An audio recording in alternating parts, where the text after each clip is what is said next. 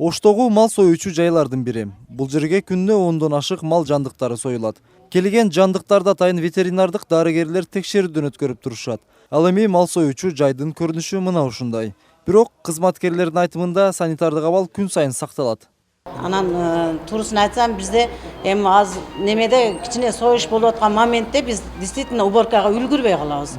Аракет кылабыз таптаза кылып неме кылышканга, убактысы ошо убагында тазалап турабыз. Анан союш бүткөндөн кийин уборкасын жакшына кылып, кулулуп, таптаза кылып тазалап, жай-жайына коюп коебуз.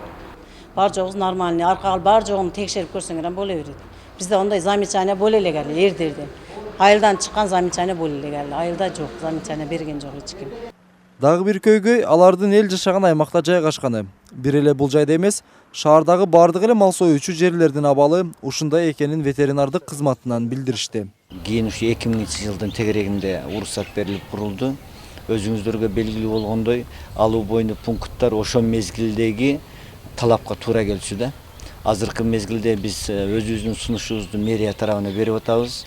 Мына таможня союзга киргендикке байланыштуу алардын дагы талаптары абдан катуу болуп атат.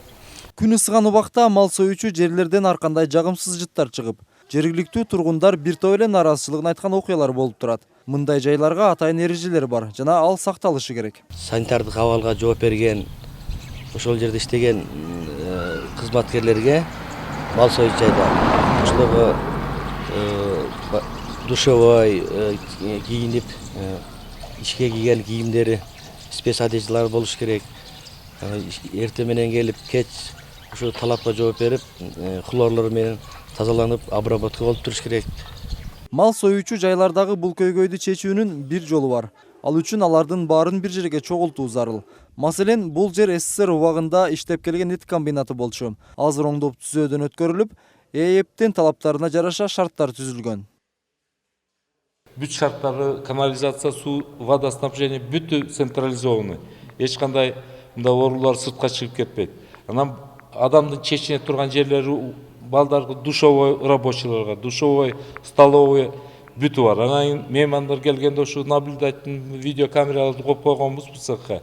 Адамдар отурушуп, чай ичишип күтүп турат. Мал союучу жайларды шаардын сырт тарабына жылдыруу үчүн атайын адистерден турган комиссия түзүлгөн. Алар эт комбинатындагы шарттарды көрүп, жергиликтүү бийликке комиссиянын жыйынтыгын жиберишкен. Эгер шаар мэри колдосо эле бул көйгөй чечилип, мал союучу жайлар элден алыс жакка жайгашып калышы ыктымал. Эрмек Муратбек уулу, Мунарбек Арзыбек уулу, Ынтымак.